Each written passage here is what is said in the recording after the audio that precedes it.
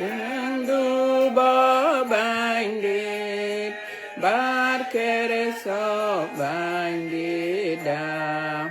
yen jot kere dong kong neriel di to kein to chenge da te yo kupyon lo char kunye Be man tripping nom nin Chile lewen panyal O kolegin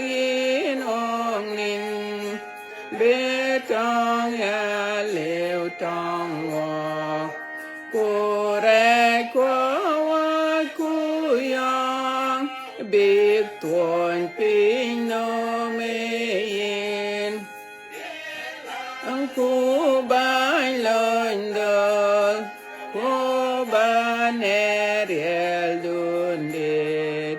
cho nghìn qua bè yên ô việt vô yên ya ting rin đít cu ai bùi amel cô ai cham Nor da wanyot Nier pyot kwa ye dai dung Ping ko kangot ke to Ke pyot chol che ke khum Barin chir ba ke pin Barer ba o ya me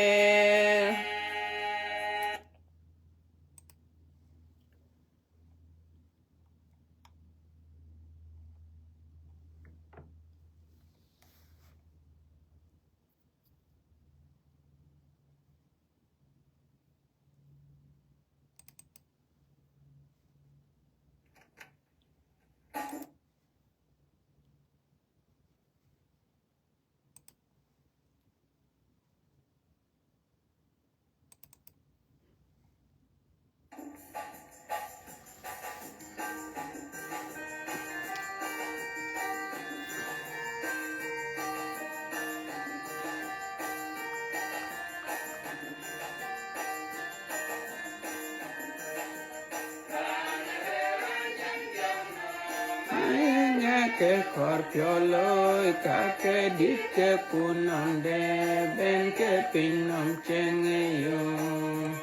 Kukaya kuchum nenye kaya ya chale che ben akaluya ya tibran nilan yen ke chen beto. Nakarat kor jong tinde jong yang ngode be pir ko beton ne tit ke chem tong ran lai man ye ya dor ran ye cheng le ping ke ne udun yal du cheng di du enyin kwan ne yen tera che itwo ye chuende Yeshu Kristo du edu mene kira nyong ne yin ebo be nyod wonyal nyutin ye ditkeni nya e chorot chanek bapir e chorot chadu badem e chorot chatit katok ton la chwene kiamage adin chien buker edit tedro kumwan dit tedro kumwan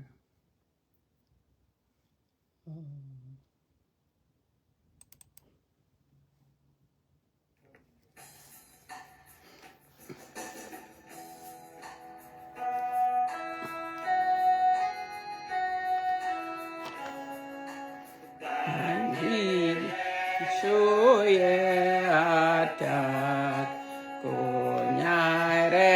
dewe lo nyane mogye kuchoka gere bang andi die shoye atak dia dewe nangwen nen ya undu nya tiep long du ne chalwel bandi die shuye atak dogan cho quay quen nam mom nom ne cho lịch ke yin nhột quê lo nha anh đi địa suy atak nam mô gan ne gen te quê ra te ren ke yin nhột ye aluok anh đi địa suy na lo adyan jak ke yin ye chong ye yum de pyo ne yan dia bang de die shu ye atat ba ya la ken ya un pyon ku jong de ta gu le ko ne hallelujah hallelujah awut ke bandi tanang ko diang chaga ting we chaka mo nerin ke chukere to bandi da we chaka lor awut ke bandi nerin ka un ku wa ku jong di la jek amin anyan koy do na yak ayang ajang ret ani ye chukere to ya gam ke dulong dia we mitakacha ne kere to wech an che pyo mier ye kole nyal de pan nyal a chala mu we kwe wala mu we ko cha ka ting ku ko go be na la an nyal de pan nyal e do le ne ka piet ken ye ka loy walk every day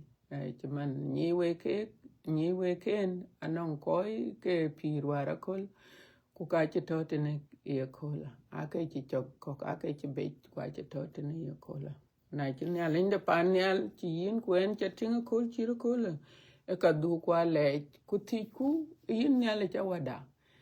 yong cho yin cha ting ko chi ro kola na ye ba kon kin konyen nyoten wedu loy wedu le ang pidu cho chengdu chabo bandit nong en kwa nyen ba wel ku ba ka nyi chan pir pin no ma yen ya linde pan ya le wel ka che yen ye pir kor nong in ku nong en chengde yen ya lin pir chengde yen ka kor nong in ku nong en na chu wa cha ting kul chi kul ke chengde yen ka kor ku je la wede be cher kan wok ku bu chat na dal de yen wai na le cha yo ku do le cha ret ne kai de ne pyo ku ni de yen wa bu wan nim gor pen ke ben bible ka ba be cher kan wek ku yen ka ya be cher kan wek ta to ku ben te chen wa tin kan che ben non ko diang ja ka ting wa bu wan nim gor pen wa be long ko wa ken go lo bible le ku long bu le wa dia long chen ye chu krto chen long ne yin ku en ku long lang chid tu che chi ti bo wa pyo che long ke long chir ke pyo ba die chu krto we lang ne yin ku en lang ku jama wa den tan yal a wa den tan yal rin kwa be ka ya riu cho chong du cho bo ye pyo du cho loy ne pin no mi chir pin yal ye wa myo ne kol bo ya cham yo pol karai ko chuma ne wo ko karai lo wa pol do no wa chai tem yo wa lo ne karai chenge ko du riere ko du no ma ko du ater amen amen elong re to re ko elong pe ta re an ti be jam tin but ye chu kar to yen ne le ti ke lang yen ku en alwele awa den tan yal alwele rin kwa be ka riu so kre riu yen ke ke twin ku je lwele cho chang du cho bo chang den yal ke be ben man chen ye chu kre to chen long ku lwele yin awa cho chang du cho bo te ne pinam chang den yal ke be ben e pinam aka non kre sa no to pinam ye kole a king chuman e pion den yal so yen ke ne e rod be diel e rod be loy long e ke pietaret long e ke yen ti e ke ye kor ku ka yen ya linde pan yal aye yenin so yen ye chukrto e lang in your behalf on my behalf ku long on chen belong ke kaka arad bediel ke dia kwen ke yen lwel won ko ko bible mana de ke jong di lejik ene ke long walk chana kol ko yoku kor yoku kui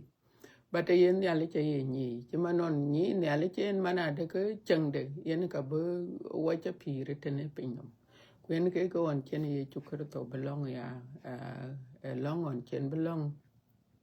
a che le ye piondu cha loy ne pinyom tene ne chit pinyal pionde ne le ye loy mane e kresano to tene pinyom chima na kor ne le chen so ke ka arad bediel so yin ye kole ka kun wanin ye ben nyale nom no ku de pyo ko ye ben nyale nom kin chi ne gamade ko tin nyale ko ke ka abe ka yenin ti ye chukerto jong di leje belong in your behalf ko kale belong in your behalf chan yen ene ka nyi ko kor men ran won e kui mana de ke cheng pan nyal yen ye kedit yen ye ketwen pada chin ne ale che binyodwa so ne ale de pan ne ale nyi yung kor men ran wa men ran wa go ti ka ka pin no metene ne ale de pan ne ale na wot na pan pet na we na arabia na kene na ke ka o achi ka pen nongin ku ka achi ka pen nongen but nyale in the pan nyale ne ka nyi pion men ran anan ko ge men ran ka ti ku bi la lo yide yong bi la yene so nyale in the pan nyale ka ben waro dia ga yen bu ya ti bo wo kwon to na long ku bo ya kon so enen to bi jamaret ye kare long wa wut ka bendit e ka piatare te ja kar ba cher kan wek mana da ka long e ka piatare kunyal in da panyal e long ko cha ye ping kunyal in da panyal e long ni yin ya da kunegen wa bi jallo ngadi dai che bible dai ndi e kola anong ka tiene karen ba na mar ene che wit nin twen war ko kwan che number mar ene che la panda ko ene che la junub Sudan ene che la totati ki chir paikero panda ko cha ya ti ku le loy baide ayo go yaran che lote ti kuran ping tene social media nyen kok to social media nyen kok ayet ku kok ache yet pana cha lote ti e ka yela ting ko cha to ko cha pire kare register kangala nyal ku we wale achiran lui ke ka fort so ka jeton pire ya nyal inde pan nyal en ga jal ko kun en ke ti chana bela yotin war ranon kin wit ka to ko yar la be cher ka daw ti ma ran kin wit ka rere ya so go yara non kin wit kuran kin wit ai lo kai dorto a chan ka ngai gale ret kuna lele lo ka chin kala dum so panda to but yokulong panda yokulong e junub Sudan nyalinde pan nyal be pir be ware chinang wok because pir atokerer pir ko chamana en nyalinde pan nyal yen ka choko cha pir achin ka pir tuk jal tola liu akelong tok yen ke ya ti chinang we na ya ka long ke we ya ka panda ya ka mara longet chan mit ke Israel wan ake long e Jerusalem kwa ke long ne Israel but yen ya linde pan ya le Korea da korata war ko ko chang pet ke yen abelong da abeping so en an bijala twing kana Bible da Bible da ne kola ato na bungu nyot chok dit dongan bungu nyot chok dit dongan chera bo gole chok tok kuloko ko e chok tier ku diak ran che yo ka ba kwan chok ran to Bible kan yen ka ba kwan chok Bible a jamla alwel go malaika e de dich go kut alwel go chier ngim ni che lun ne tiom nom panial ku ke chi yen muktar de tuot David alwel go tuot David go lieptok go tol yirbe na tuote che tol de mainda ber dit go kol alwel go kol kunyal juj go ke chok chol ne ke de tol de tuot go koryam jal werbe ne tolich bi pin ku chi yen rier chi man ye chiet de tiom nam nang rier alwela ku ke chi yok benon de tiop nam chog ye jak ku kan ngo ke ben ku tim ye ya koch ke pech koi chin de nyalik ne ke nim thok alwela ku ke kene pal redwe de kek ebi ke ya lerwe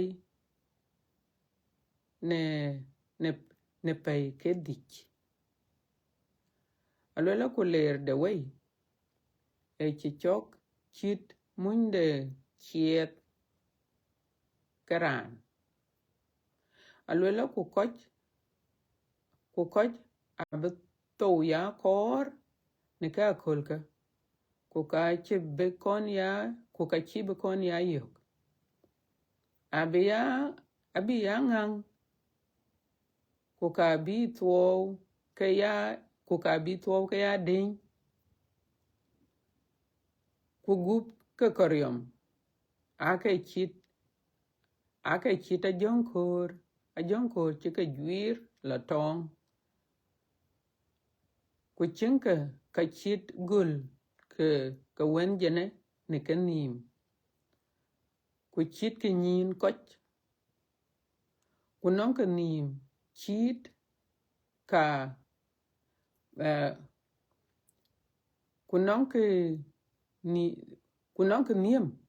chit ka ka diar ku chit lei ken lei ka chuer ku non ka alet ka yow ka chit alet with de yow kwa wo de wo ken e chit a wo da rabia ke tong ku chit a riop da jonkor ring tong ku non ka yol chit ka chiet ku yik moch ku rieden de lerwei de koch ne pay ke dich eto ne ka yul ku meleng den eye malaikai dabith chol abadan ne tong de ibro ku chol apolian ne tong de Greek din twen elo ngamka ku ka both ren de ro kicha kwente ne were nyale ku bandi ta yelech nyot chok dit dongwan kweni chok tok kula ko ji chok tier kuro maleche chalwel ne tier kutok badan chala ko chok tier kuro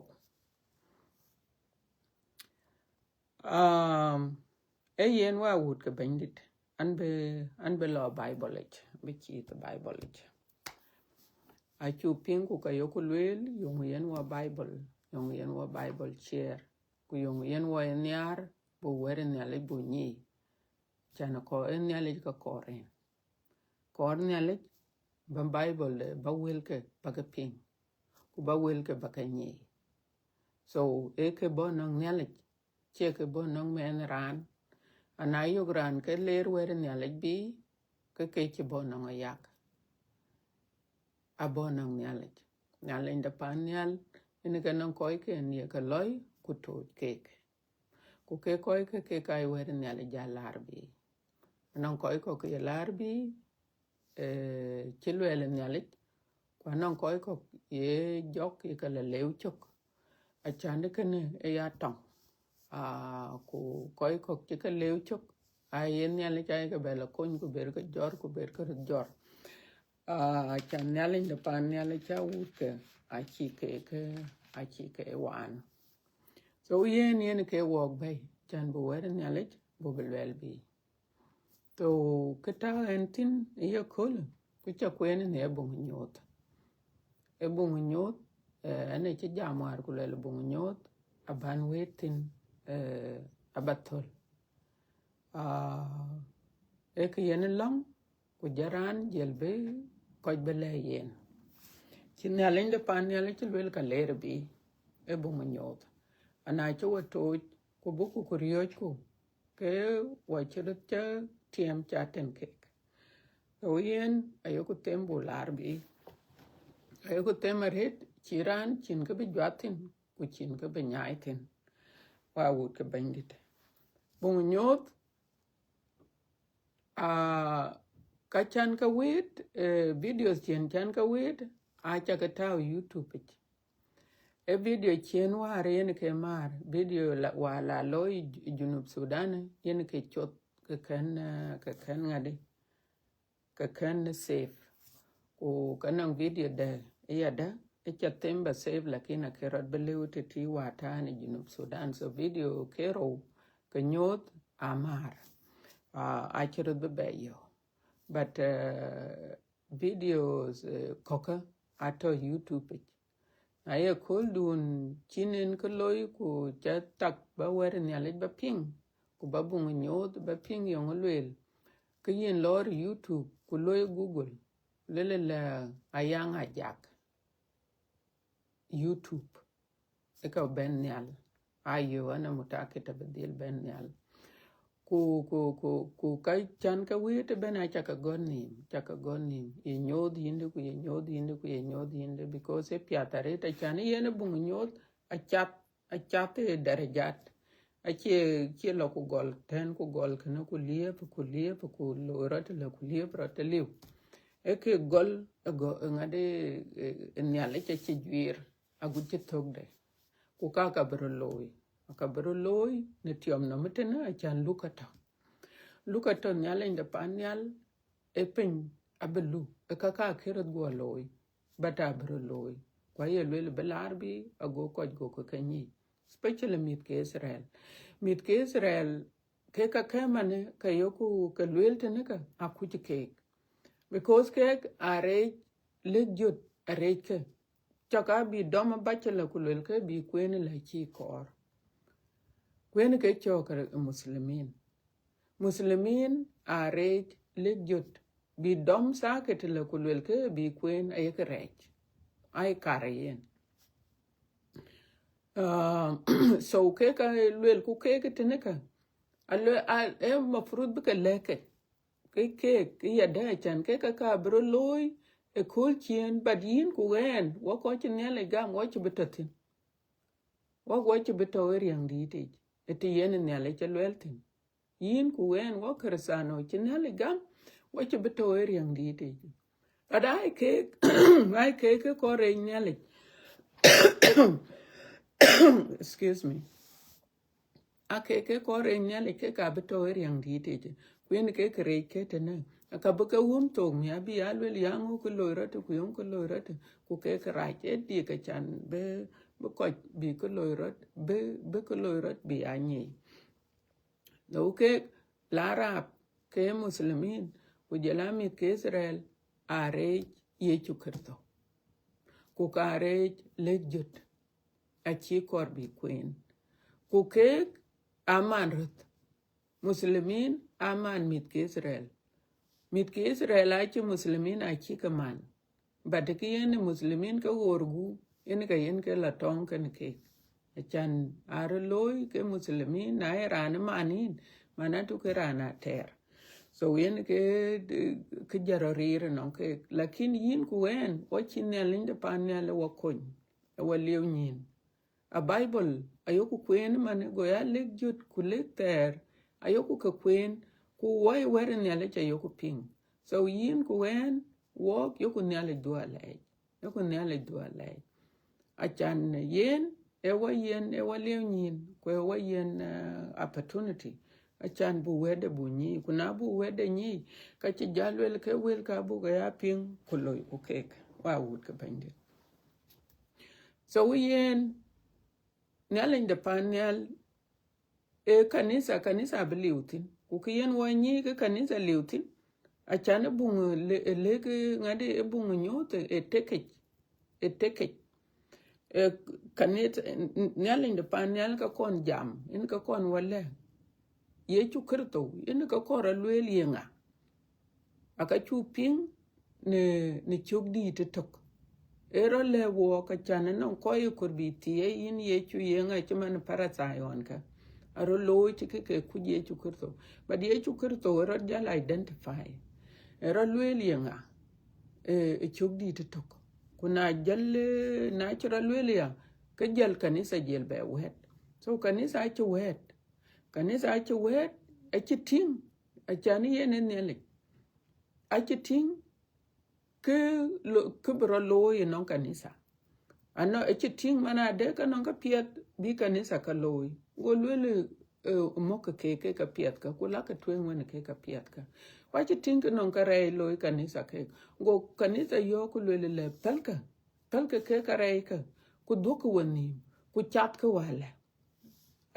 ku ka chele kanisa achi lele ku lele le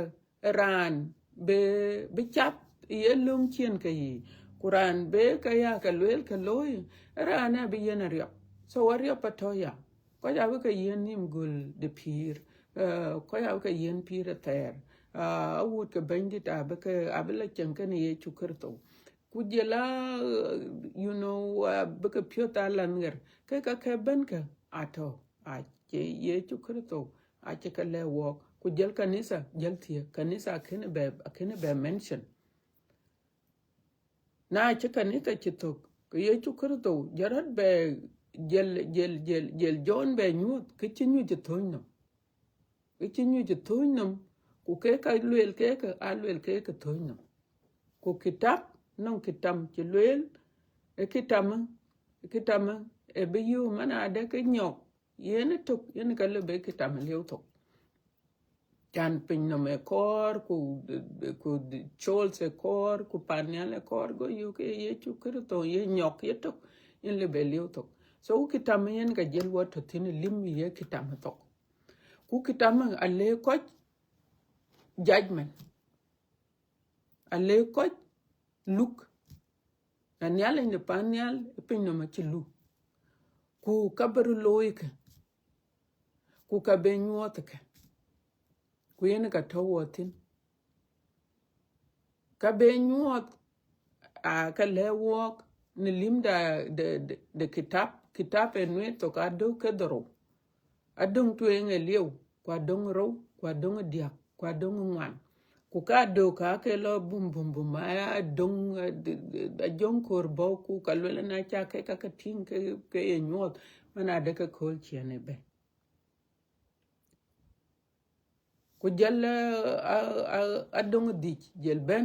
kwa ngade kwa dong detem kwa dong doro yen ka tawo tin ye kola anti jam ado koka aka liu to kulim chena ado koka liu to ka ju char lotin a chu ka ping kuna korba ka be nyeret kin be dia kin du YouTube de ku loy Google lela yanga jag YouTube ku ka ba ka yo ka duka kuna chi Korea kin lore bungu nyoto chieda ku kwen cake on chene ka do ka liu to ka ju cha ka ar loy ku ka che ka pet ai wo che ka yo ka lwe bro loy reta lwe rach kerot kon loy e pinyo kwa lwe na loy rot alwela kriye je bena bro do tura bro do jebela bro do katopan ya la bro do akola bichwal ngadi ya beto anon ka belun pan yal chman yi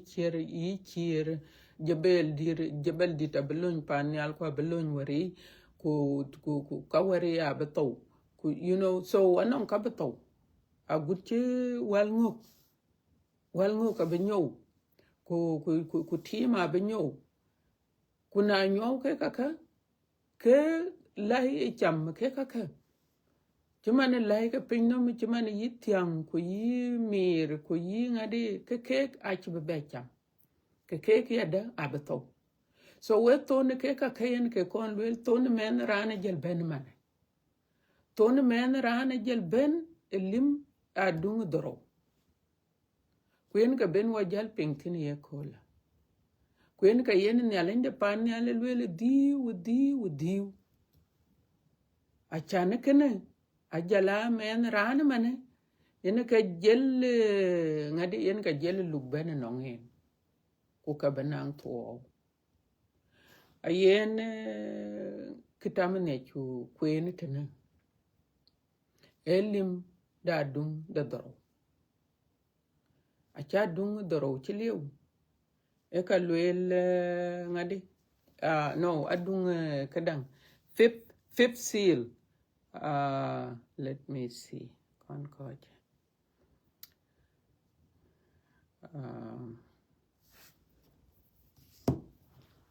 So ka du ka kor ku bu ka ya luel a pet ta chan a ji cheret. So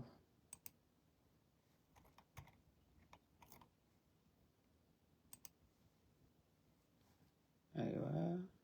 so wabijala revelation aywa so adung doro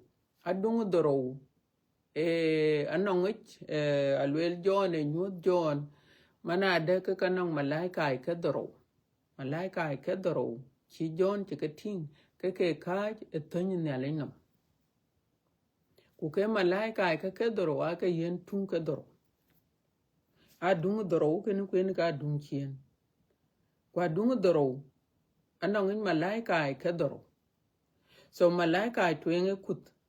malaika doro we kut malaika diake kut malaika ngwane kut ku ke ka chan ka jamtin ku ke ka nong ngadi war ki mare so kwat malaika de dik en ke tawatin ye kola kwat malaika de dik ku yen ka chen ne alin da panyal jal jam wow alwel ka benang diu enang koy cheng pinam ku ka bu jal ping yong loirat elim de ngade e kwat de tung de malaika de dik malaika ko ka kut ko ci ping ka chero loy a chan ka be belatin bat ke ka kanong ka chilun panya le be were lo be ariam non ka chilun panya ku lun piu ya ka de abe piu bi kai ku ko chilun panya kur chilun panya chilun wari abe ka wari ye bi to ku ni ye cho ka biriya tabiriya so ke ka a chu ka ping what tung dik en ka jem watin ye kola kwata tung de temedung ku kwata tung de roedung ba tung dik yong chi John chiting yong chi John chiting ke chi John ting alwel ke malaika alwel ke chiting ke bo ke lun panian na bo malaika bo ke lun panial ke yen achi bible chi chole tong lengeli ta chi chole star but chi tong jeng chi chole chiere chan star ku chiera itok but yada star ku chiere malaika so malaika ke ben ke lun panial achi John nyuot John ya ku malaika non ke mu alwele ke mu muktar chien muktar yen malaika ku muktare anon ka biblia yen muktare alwela ka chen ke ye chole abis etong lengeli ta chebe liu abis enangok ale balwel ke tung di ta wai or ale tung kinatok na luite yi ka chiti in ku jugul da ku in ku togda so yen ka chi chene yen muktar be ben be liu tok go ben yen malaika bi ku liu tok na che liu tok alwela go tol go kon yirbe tol chir mane chir tol babe manya ber chir tol babe manya ber ku ke ka achu ka kon ping ato le tere ke ka chir mane yitol ka anong bo bak luele tena nanong tekin weket la yo ke kwen kek bung tok bung goj chok dite tier ku dongwan chok tine tero ku ber Kujela Exodus chok di te thier ku dongwan chok tiene thier ku ber. Kujela bung Joel chok di te thier chok tiene thier ku row ku lokoj e thier ku dich. Kujela bung Joel chok di te bung Joel chok di te row in bi chiera bagole chok ngwan ku chiera bagole chok di te tok ku lokoj chok ngwan. Kujela Joel chok di te tok ku chiera bagole chok detem. Keka ben keka baka luele teneka keka cheka luele keka buka luele teneka keka chiluele chi ben bay ya ben yi ka chi ben bay ni ye thuot yi cha ato yade aka gwir ke bo chan ke chaka lewe ke teneka kuna cha wakita yo ala ka baka jwake to won chen bablio to ka alwela go ngade go ben bay go ya tole kon yir betin tol di ta wayal wela go la ba kol kum nyana pinchwal to mana to koy ke to akol ken ke ta akol chibiti mana to pinom ben bichwal ko ke chena akol ke ko wel ke ka kani na ka to chwal abe to chwal already ko koy ke gere pinka pinya bichwal so pinom ben be ya chut achinte beto kagar ka yene tole alwela ka non ka ci ben baitin non ka ci ben baitin o ka ci ben baitin ka alwela ye koryam ni ku war e to ka junu war koryam e je non je nyere choy koryam alwela koryam e ben baitin ku koryam kedang thong got alwela ke got ku gona alwela ke yerier koryam e yerier ben men ran be lerwe a yetong lengelite chole affliction so men ran be afflict affliction ngadi cho chat tiang tane nang to pia to chan to go to ne tane ebe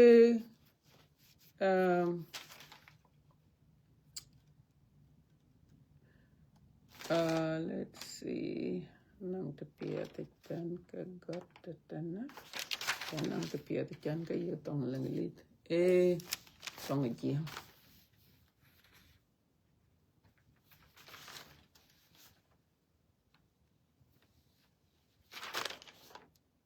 okay so yeah.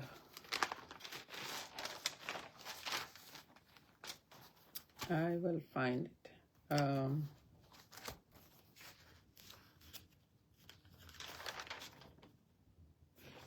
So it talk be in talk go, you know, ke yin lerway e ke yin talk go. Ba go tok in chilibanin ku yin chilibacham ku yin chilibabe takapet ta chana non ko go ku kanon kanakin. So kenen yen ke rieri chi yen ke kaka e chi yen koryam ku kalwela koy be ke be lerwe koy be ke be yen toke alwela kay koy chin den yale chaliu ken ke manat why koy ken ke protect nyale inde panyal anong chinden yen ko wa wut ke bandi ku kayo ku kor wade jana lo ta chirta le ben ku chin to kan yin chinden yale ka chin ke yokin kuna liu kan yin ke rane yen ka benanga toka ku ke ka ake bo bi ko yin ya bi ka bi yen talk lwel tene ker pane ngadi ya chol lwel nyalen de pan nyalon ben Israel ben bi jor pin de Egypt talk ken ke yo kachi nyalen de pan nyal che ka lu Egypt wan ken Egypt kuma aken mit ke Israel aken ke ja Egypt yetok yen ke gum ke kaka nungu achan mit ke Israel ake lu nyaleke protect aguchi wan ben ke yo kulele taw ke riyam babtok chana lo ngadi le tik la malaika ai to le tik kule riyam le tinga ka chaka beja u ka chiran ke beto wen ke yo ku korea bunang protection bunang chit bu chin nyale bu lom ku chin nyale je lomade e ban nyale de panyal bagam ye chukurto bagam ku ba piondu baliyo ye chukurto ba piondu baliyo nyale ku yena bi to jongdi lejek so ta jongdi lejek kana yin ku yene ke ngade kana yene ke chit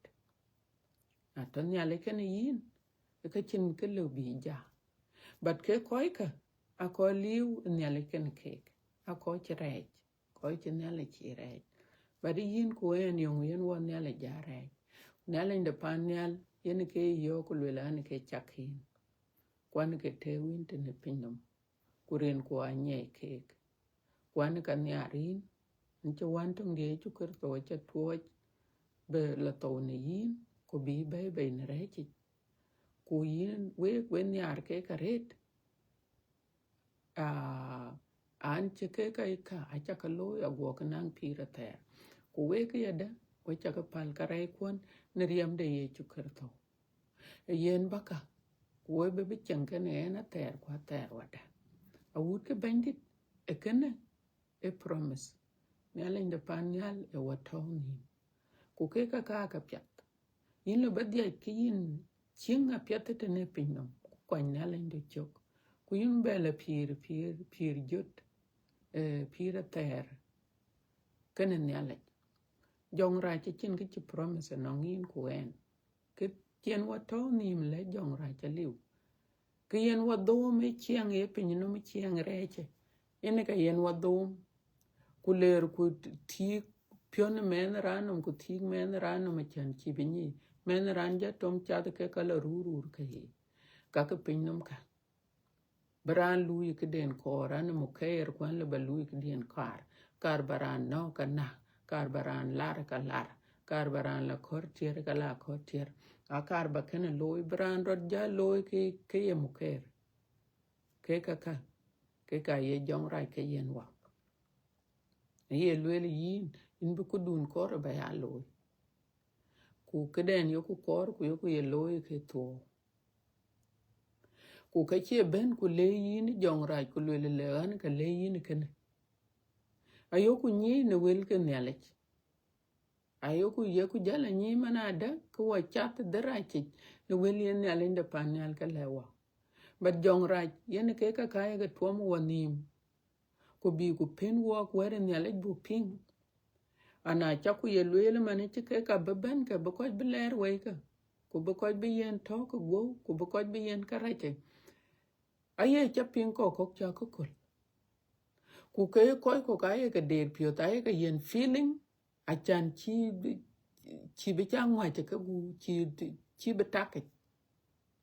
yen ke londe jongra ku yen ke ti yen ko la tiam achan ka ken ye ka loy ay ka loy ka ke kui men ran ke be yen feeling the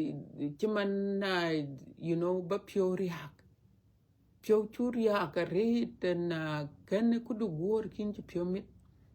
e ken e feeling aka ye jokoloy but ye men ran ye jal kui mana de ke jok yen loy ke kaka so lwen nyal inde pan nyal bu ben be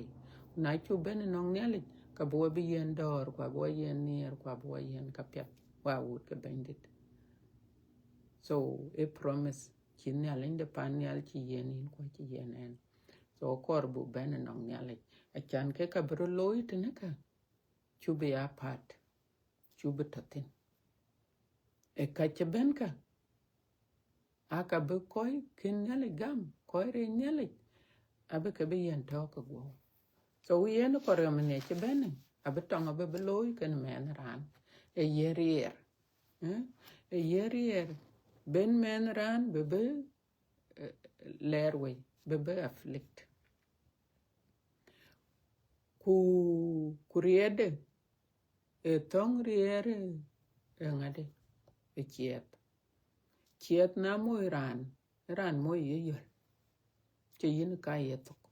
so lwela riere ye kane gato ye yol che mane e chieta ku ka lwela ke ko che ngade a chim a riede ne a chir mane riere chieta ku chieta ni ko na chi chiet chi kon moi in che ni na non ko che ni ani chi chiet moi on go pin la brun e mo chen ke chieta e mo chen ke chieta ber te wala be pin run takla kan ngo kan ter kwen ya le che lo kon tane ko ka ye kana ku kene is nothing e ke be bene because be moi chi mani chieta alwela ka bra charet alora na beto ya kor abi ya lwel ku lwela na gwo kan kor bato ku to lwela ke kero re ke de anon ko to pin no mtene mane ariya che to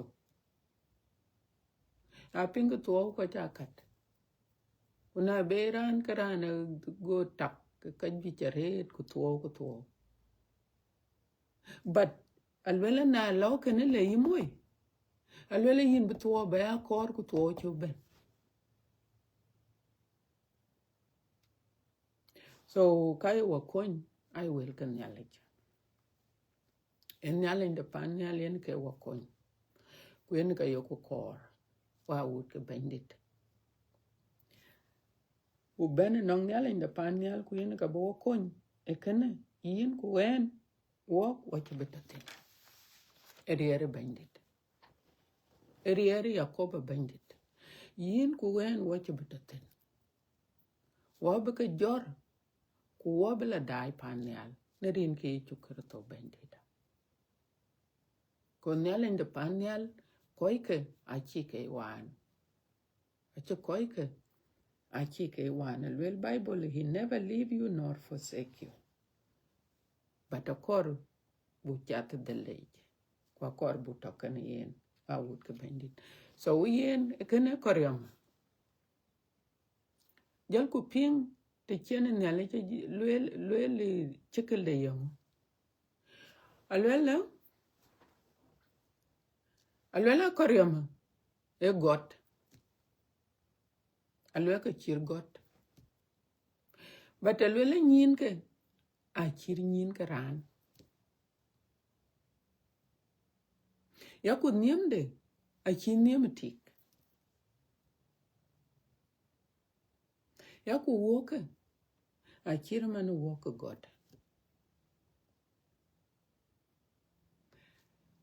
kwa lwela leike lwela ka chi leike kor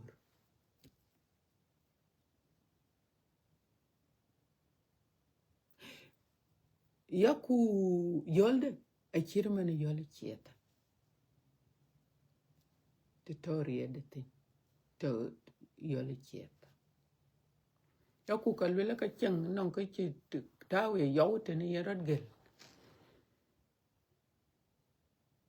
to ye yote ne anan ko che tur ngadinyin kedang nyen internet nyen a tingen ki ne gai ya ku ka chengol alwela ka non nim gol akana jel ka tingda jel yang man ku kana alwela ka yerier Và lula ka buke koi ka abuke be lerwe. So tiyane tiang tini kene taban kake ye chukur kake nyalik akin ku kedura piat ko waya careful. But ken yan wa yen ke buok nyaka a chen ne len de pan nyal ke ka chir ka luel. On chen juda chukum chen juda kum go luel kanang jenbo bi juda beberiok. Ku je luel ka chir man koryam. Ichi tong koryam. Ku leike achi ka tong leike kor. Ku kalwel ka chira jonko la tong chiman chen we a jonkor ne lwele ne a gona chira jonko la tong. Ara dwir chika la tong. So tiana tiang tin wa wood ka bandit. A lwele ka bedil nang jeng beben. Ku jenya abela thor kene ke koika. Ku tar ben thor kene ke koika. Yungu bijal yen ke koika. Ake koika abijal nang ke pay ke di. Ke ter ke chan talk. A ter kiyen ranjal ter, you know, to be yin ter. A be penrun kin ter. A koika abe nang talk. Ku de ke bebene. Abe ke yen talk. But bijal ya dang bene ke moy ke jela ngu be ke moy. Be ke jal yen talk go yen ka chanyi. But then ke ti chen ne alen de pan ne alen welte. Aya ting ke be dil ya jej yen ka nong yen ka be ke koika. Yen ka be ke koika. Abe tong jor nong ke. Ko bi ku lui ke ka. Na chi yen o kan alen de pan ne alen ka jale ni a koryam. Ye cher ya got. Ku ye nyin be cheran. Ku ye be cheng gul yenum. Ne alen de pan ne alen yen ka be jal ni. But ke yo ku kor yin ku wen o che kurbutatin. Kana koi re nyali ke ka beto ye kene. Bible achi Bible achi jalwel Bible te na lwel la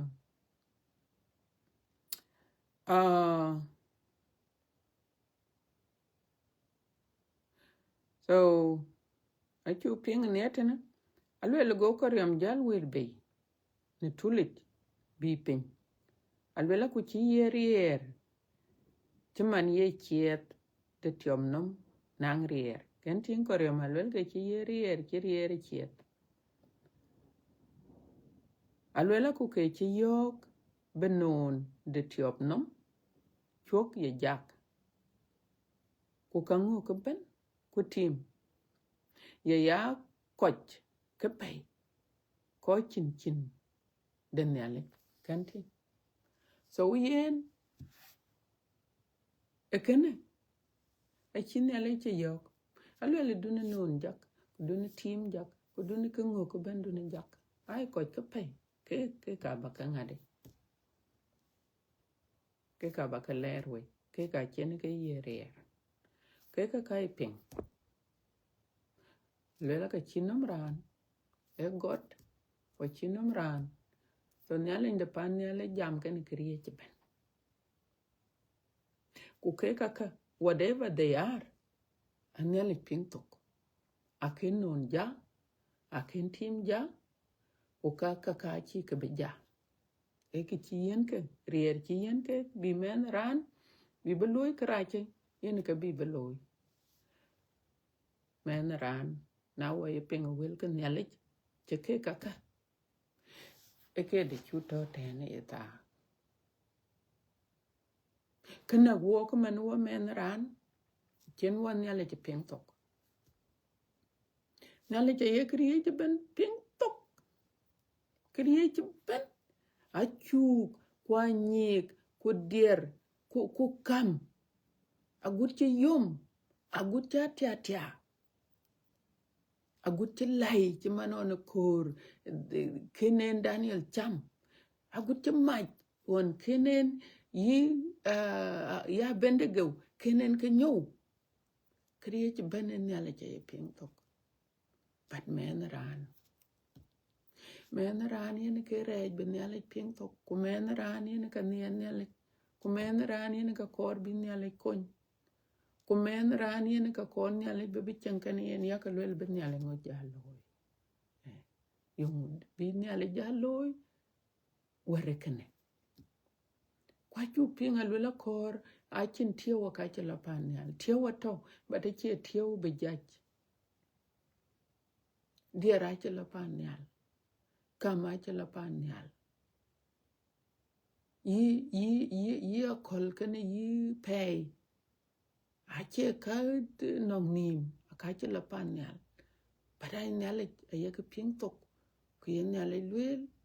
bi loy ya ka loy yung men ran yung bin nya le ja loy a chan ben wen nya le ndun ba no yung bin nya le de pan nya ja loy a chan ba wel ka ping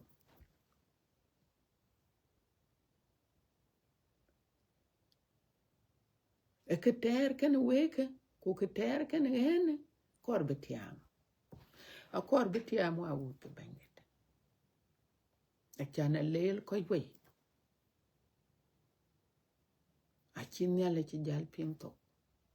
ku ci wel ka nya le ci kay ping ye wel ka nga ka ba ka jal ping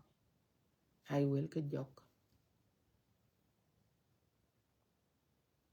ku joka jarir ci ko ni lwe ka re ci ko ri chama chok ro lui ci ka kina chok cham po ci cham ku ro la we ka te meiti joka yini ya ro we ka bi cher ka chin ka re lui men ran ku yin ka no re che ben bate ye lwe la baka nong ne le kwa bi ne le abe ka gain kot abe ka gain kot ka to ko gu bi ne le che abe expose abe nyuotin lo ka ba ya gunyin aba ya gunyin ku lwe we do cha pengin chaten jale lora ko ran war ci dinde ke lor wo je po wo yi jong rach banda bo ken ger in ke kor ku ya lo kan dun ku ru tiem ke ci tiam jong rach tiam ewe ke jal yo ka baka be pe nyuot wek ke ba loy yu wo ka man wo ya yak a jong rach ken tiam wo pyot ku ken ne le ken tiam a ya ka chele be wete tene ye ko an chele ba wet kwan chele ba wer ne le a chale ba lewe over 10 years ago aya ko le ni wer ne le chana ya ka chatter he chi kwa ya ka to chi jok ka chi chor kwa chi min kwa chi an chi ton chi to but ye ko le an pir ku ka chi an chorat te pir an pir en ne le ye chu kerto wen ke chok don wen ke chok ran ngot ke chat chole na bi ka bi na le de pan ya la be ko kwa kor bu ya long rot a chan long du alle be men ku kwa le be mor kwa le be wur alle be be no ne le alle be mot alle be be no ne le long du chan chu ting wan no Moses ye long na chi Moses long ka nyala inda pa nyala ping long de so na guru ku wani ping ko wa long ni mita kai kwa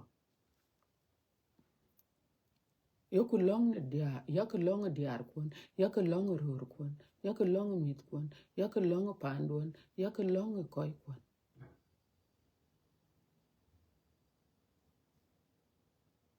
kwa yin nyala cha ye ka ping yin nyala inda pa nyala ye ka ping nyala inda pa nyala nabi kwen ke bo ka nabi nong de man chena jama be krai loy ke nabi alam ka le pol ka le nyala cha le pol ke chen nabi ping tok yin ke chok da ba wo ke bandit a ting ran ke chatro ki ting ran ke chi jok ke chi min kwa chi chor kwa chi no ki lang yen a che bala yo ku le yin yin chi chor ku yin chi min ku no lang yen te dun chin la nyu chi ru kun dun yin ku lang yen ku le rin ke ku lang ye ran ku lang rat lang ka bun lang ka ran ban a chan long yin ke gog yen wa gog kan ne ala kwa non ko ko we to ten a che wit ka che we ne ala che larbi bana lenka ka ping ne ala ke to so do ko rut loy chumana de ke ne ala a che long don be ping no ne ala che be long don be ping so wa would ke bandit e kai wel ke ne ala ke kaka ping no ma be look about kwen ke lwel ne ala che ko ka chu ping ne ala che ping nom kon luon da man nawa go piao go ping nom go bor ko chi to ko ban e che got ka che bible to e got on bit so I would ke bandit ka yen ne ala inda pan ne al ka lwel aye ka loy a chiro lo ye kul ka bro lo ne pin no ma beluk quran bana bela ko ti ne ala no yin bela jaj ayak abela ko ti ne ala no ma jok abela ko ti ne ala no Rebecca John ran ben abela ko ti ne ala no yini to kwa chi bela lwela yin tik ha ke mo ndi ke ya loy ke no ko ya loy ke no ko yen ka cho cha bai ne la chi ne la chi gam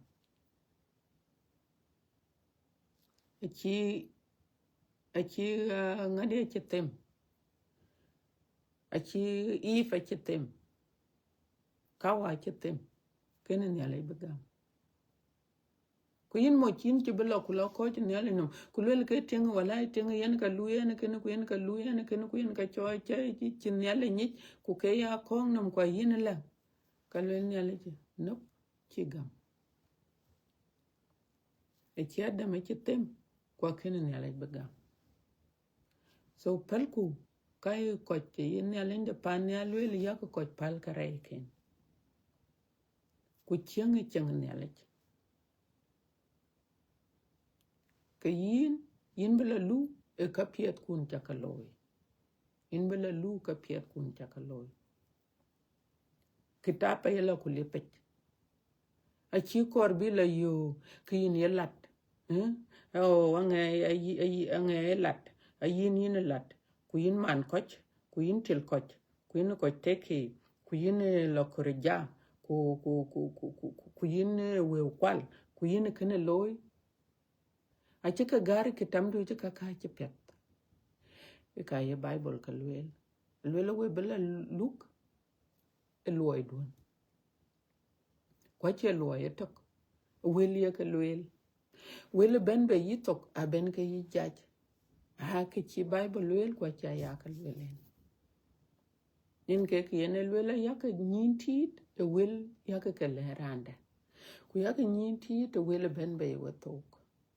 chan ke wel ka ayen ke ran le luk kuin ke chok de chibela lwel wala ka koilet ke bono ha bono chaten yen ke ki yen lwel ya ke ben bay non chaten bak bay non chaten bak bay chibung nyota chilewa lwel ka no ran bu kum kurane e chaten ran chen chaten luri lwel ka bu pin no ma bu kum a pin no ma bu kum ke run ke doro run ke rechen lwel ku ke tene run ke rej lwel ke tene yene chaten bu kum kwa lwela wil be ben be yeto ka lwel ka we rachareta lwel ka ben yele jalar so wana ye kene lwela ke chaten ya ku ken yale lar so mana tu lere ben nonge ku ka ke chiru tiane ko chika ke ke wok chaloy ke ka en ka yen nyale inde pan nyale lwel baka we baka chay jut ne kertawach we baka chay jut ne kertawach adam tere beto kwa chin ka baloy yen ka beloy nyale e ba ben nonge ni chin ku ke tier yen namdu ku yen wodu ku yen tangdu yen piondu ku yen weiku en ka kor bar chin ku ke tier ku bar nonge kwa lwel kriye ci banen ka beloy so yongu dutin chin bo tombo ngwan ku cham tombo ngwan ku cham nyal in the panel is willing be yin ko en bo war ko yen pir jut ku bu chat ne byong de ku adam ter so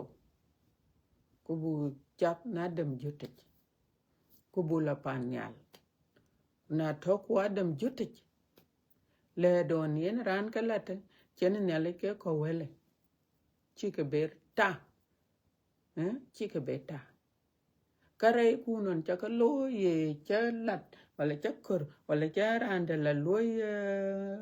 kaka ja wala cha koy teki wala chango lo alwen nyale chike be ko welke ku jeli yen pion jot jeli yen pion jot pion chin ke kaka chike bere alo na le ben kalwe nop ka cha kaloi kalwe nyale inde pan nyale la kula ka cha kalwe so wa would ka bandit yen kana e were nyale cha kalwe kutana ke ka bebente naka aga tuji nyale ka aga tuji bi ko raj bi ka belerwe yene ke kalwe nyale kwa lwe be ka lerwe ke chir pai ke dich ka to ka go to alwela ku keke ne pal redway de cake e bi ka ya lerway ne pai ke dich ku ler dende way e chi chok chit mun de chiet ke karan alwela ku kocha betuo ya kor ne ka kolka ku ka chi bekon ya yok enting alwela ka be ya abig yangang ku ka bi tuo ka ya ding so you know ka ya ka jal pieng wa de man yin bit nang tok ra cheret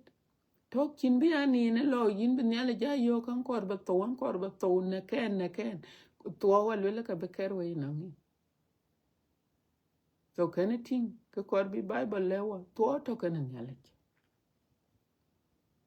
tuo to nyale chin ku pire to ne chin kriye je bana to ne chin so buku nang nyale ene ka bo kun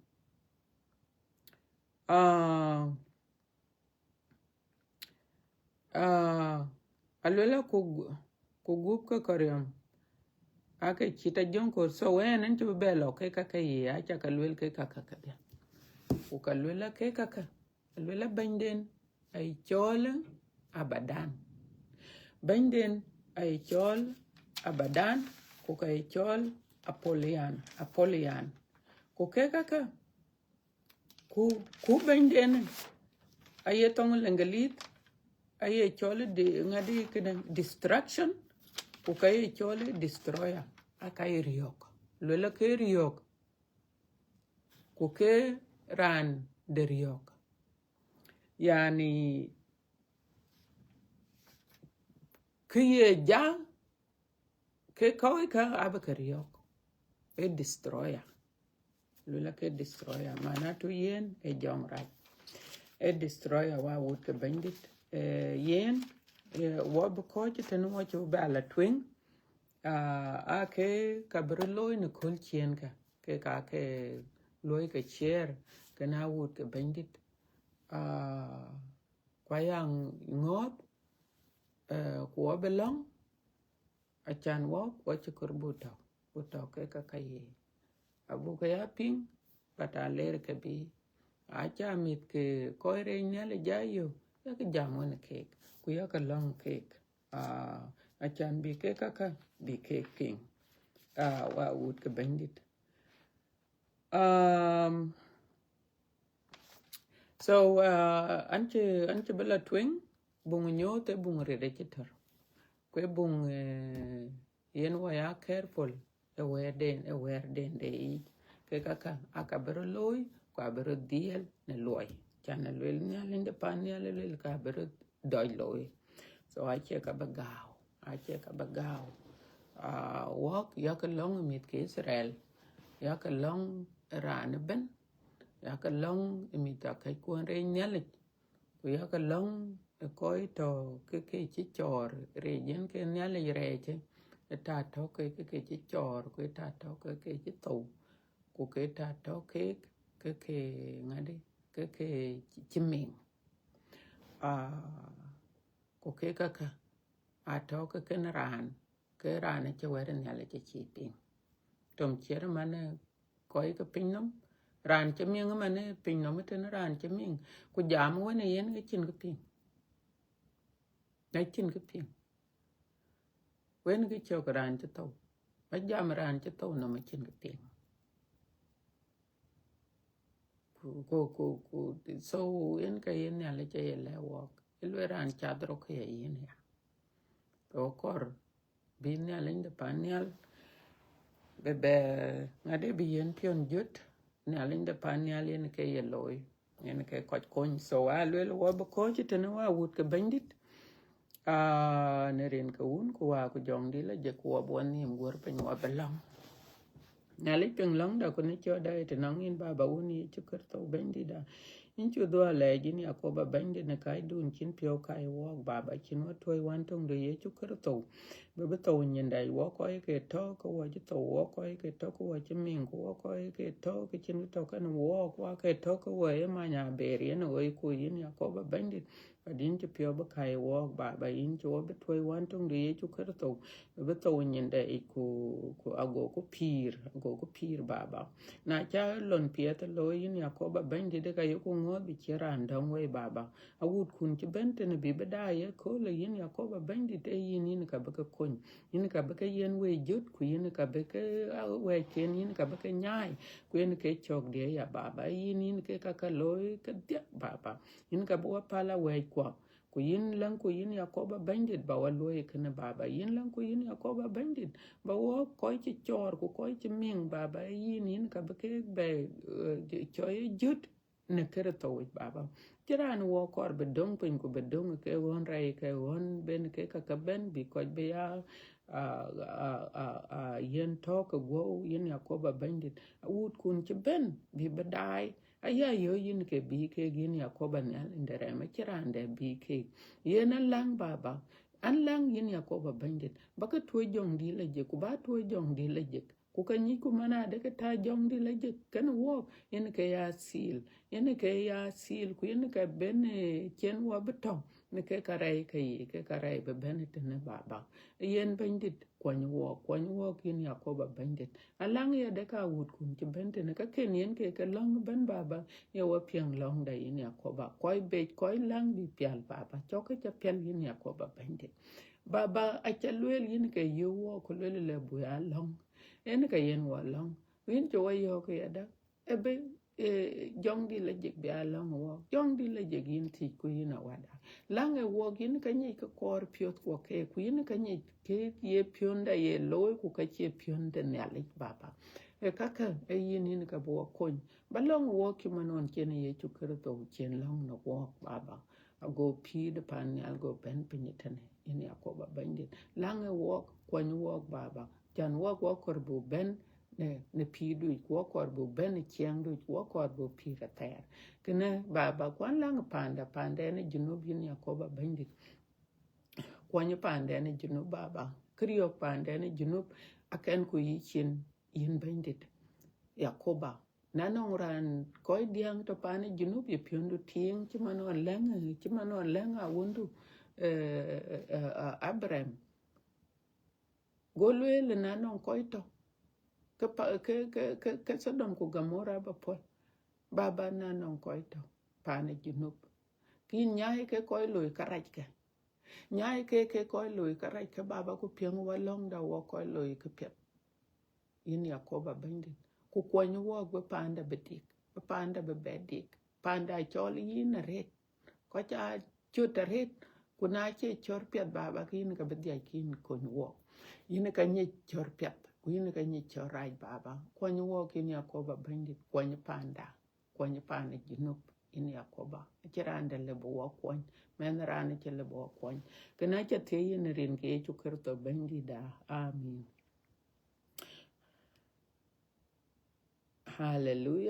hallelujah thank you awut ke bandit we ko che ben